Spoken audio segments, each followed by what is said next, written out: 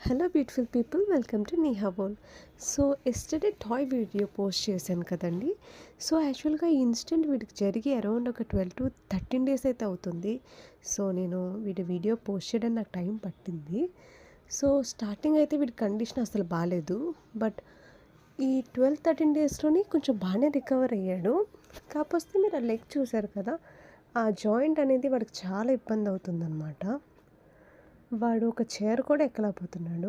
As a క్యాట్‌గా వాడు ఎలాంటి సిట్యుయేషన్‌లో ఉన్నాడు అనేది మనకి చూస్తేనే మనకు అర్థమవుతుంది వాడు ఎంత సఫర్ అవుతున్నాడో అని. నెక్స్ట్ వచ్చేసి వీడికి సండే నేను స్కానింగ్ అయితే తీసుకొని వెళ్తాను. సో అప్పుడు మనకి ఓవరాల్‌గా అర్థమవుతుంది ఇంకెక్కడ వీడికి ట్రీట్మెంట్ అనేది కావాలి అండ్ నెక్స్ట్ ఏంటి, వీడు ఎలా రికవర్ అవుతాడు అనేసి మనకి సజెస్ట్ చేస్తారు డాక్టర్. సో మనందరం ప్రేర్ చేద్దాము టాయ్ బాబు మళ్ళీ నార్మల్ అయిపోవాలని. సో మరిన్ని వీడియోస్ కోసం ప్లీజ్ సబ్స్క్రైబ్.